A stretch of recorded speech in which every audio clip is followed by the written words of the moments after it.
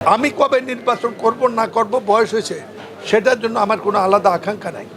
বিএনপির দুর্নীতিবাজ নেতারা পালানোর সুযোগ পাবে না, মনিরুল হক।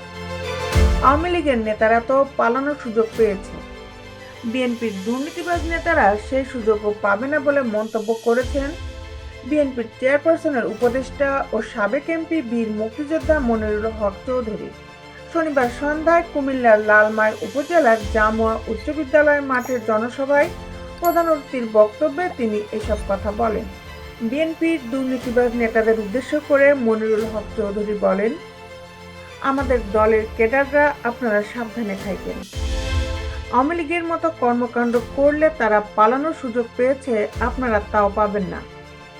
আমাদের কিছু নেতাকর্মী দলের নাম ভাঙিয়ে অপকর্মে লিপ্ত হয়েছে, যার সব ডকুমেন্ট সংগ্রহ করা হচ্ছে, আপনারা কিছুতেই ছাড় পাবেন না। তিনি আরো বলেন, আমার নেতাকর্মীরা কে কি করেন আমার কাছে সব রিপোর্ট আসে।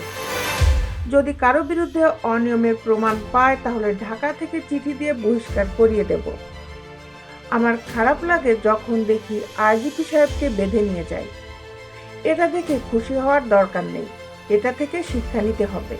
সাবেক অর্থমন্ত্রী আহমদ মোস্তফা কামালের সমালোচনা করে মনিরুল হক চৌধুরী বলেন, লোটাস কামালের মতো বিরাট নেতা যার বাড়িতে কোটি কোটি টাকা ছিল, টাকা ছাড়া যিনি কিছুই বুঝতেন না, এখন টাকা কোথায় জানি না, তবে উনি দেশে নাই।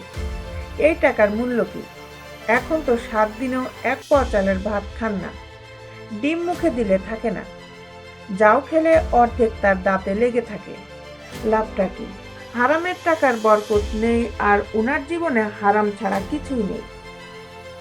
বিএনপির নেতা শামসুল হক মজুমদারের সভাপতিত্বে জনসভায় বিশেষ অতিথির বক্তব্য দেন লালমাই উপজেলা বিএনপির নেতা ইসুফ আলী মীর পিন্টু ও ব্যাংক কর্মকর্তা মিজানুর রহমান প্রমুখ। দেশ বিদেশের আপডেট নিউজ পেতে আমাদের সাথেই থাকুন। Justice television, Dhaka.